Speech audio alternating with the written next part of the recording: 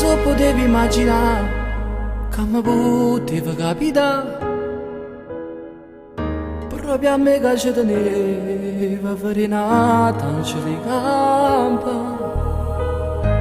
All'improvviso se ne chiude, io mi sento condannato,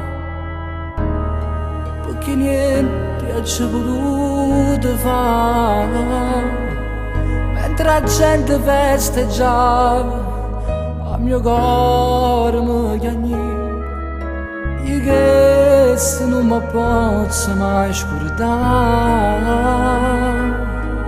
Ma è una cosa so sicura, io non mi posso rassegnare, rindall'anno mi è rimasta una ferita che non se ne va. Ho sterite braccia e Dio, com'era bella figlia mia. Papà sui sa chiagna ancora, portami via sto dolore. Quando pensa che lui giorno se fa scuro tutto attorno, ogni lacrima che scende se fa male sto sapore. Negligenza dei dottori non si assumono la colpa, ma invece è tutto chiaro, colpa è solamente a loro. E noi soffriamo ancora, pensando sempre che lui giorno un gennaio del 2003.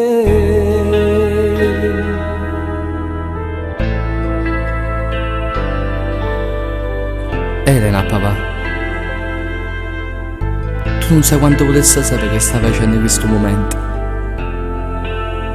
Sicuramente pure tu mi stai pensando come tu sto pensando io a papà. Penso sempre a chi la telefonata, che improvvisamente la vita mi ha cagnata. Ma è una cosa sono sicura, che quando pure sai imparare a vivere, posso ritornare a te stringere e basare, papà. Ho sterite braccia e Dio, com'era bella figlia mia. Papà sui sa chiagna ancora, portami via sto dolore. Quando pensa che lui giorno se fa scuro tutto attorno, ogni lacrima che scende se fa male il suo sapore. Negligenza dei dottori non si assumono la colpa, ma invece è tutto chiaro, la colpa è solamente a loro. E noi soffriamo ancora, pensando sempre a chi